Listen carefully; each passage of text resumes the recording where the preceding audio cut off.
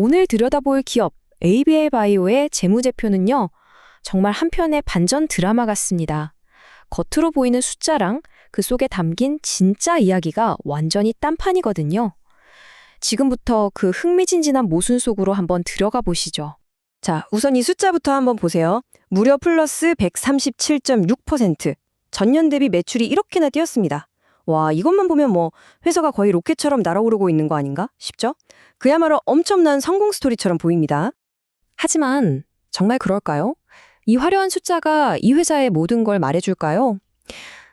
사실 바이오테크 기업의 재무제표라는 게 종종 우리 눈을 속일 때가 있거든요. 바로 이겁니다. 이게 바로 ABL 바이오가 가진 가장 큰 역설이에요. 아니, 매출이 2배 넘게 올랐는데 어떻게 400억 원이 넘는 영업적자를 낼 수가 있죠? 상식적으로는 좀 이해가 안 되잖아요? 오늘 우리는 바로 이 질문의 답을 찾아가 볼 겁니다. 자, 그럼 우선 동전의 밝은 면부터 한번 살펴보겠습니다.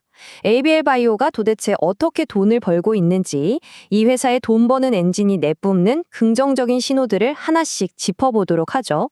2025년 한 해 동안 ABL 바이오가 벌어들인 돈이 자그마치 793억 5천만 원입니다. 아직 시장에 정식으로 내놓은 제품이 하나도 없는 바이오테크 회사가 이 정도 매출을 올렸다는 건 솔직히 정말 대단한 숫자예요. 그럼 이 돈 다 어디서 난 걸까요?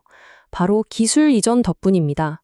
쉽게 말해서 아직 개발 중인 신약의 가능성을 파는 거예요.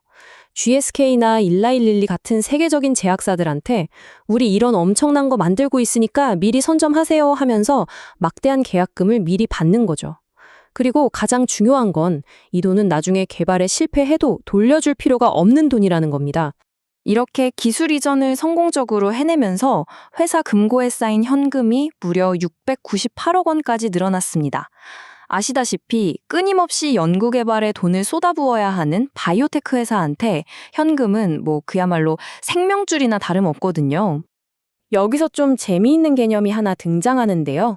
바로 계약 부채입니다. 부채라는 말 때문에 덜컥 겁부터 나지만 이건 사실 아주 좋은 신호예요. 우리가 맛집 가서 음식 나오기 전에 미리 돈 낸 거랑 똑같다고 보시면 돼요. 식당 입장에선 나중에 음식을 줘야 할 의무가 생겼으니 일단 부채로 기록하는 거거든요. ABL 바이오도 마찬가지입니다.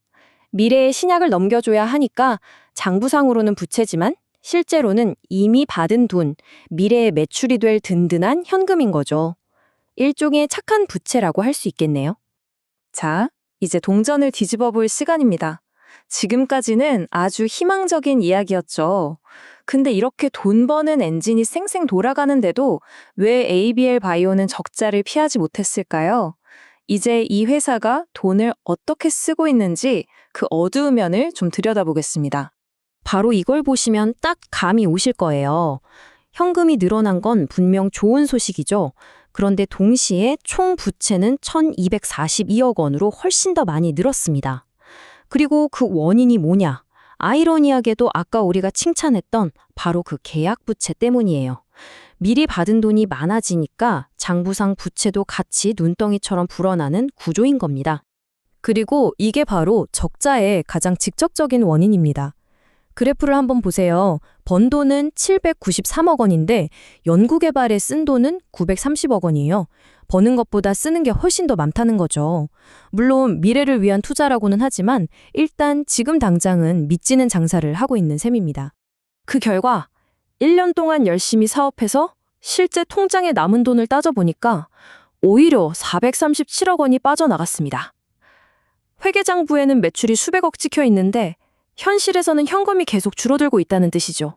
정리해보면 ABL 바이오는 몇 가지 꽤 큰 부담을 안고 있습니다. 돈줄을 소수의 파트너사에게만 의존하고 있어서 만약 그쪽 임상이 잘못되면 수입이 하루아침에 끊길 수도 있고요. 빚도 점점 늘고 있는데 심지어 운영자금이 부족해서 가지고 있던 단기 투자 상품까지 다 팔았어요. 현금 압박이 상당하다는 신호죠. 그럼 이 아슬아슬한 줄타기는 언제까지 계속될까요?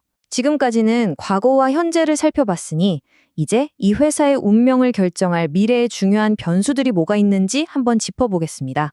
사실 복잡하게 생각할 것 없이 우리가 지켜봐야 할 핵심 포인트는 딱 두 가지입니다. 첫째, 일라일릴리한테 받은 그 돈, 약 400억 원이 언제쯤 장부에서 부채 딱지를 떼고 진짜 수익으로 변신하는가, 그 타이밍이 중요하고요. 그리고 둘째, 이게 진짜 하이라이트인데 담도암 치료제 ABL001의 임상 결과가 과연 성공적으로 나올 것인가. 이게 터져줘야 일회성 계약금으로 끝나지 않고 앞으로 꾸준히 돈을 벌어다주는 진짜 황금알을 낳는 거위가 될 수 있거든요.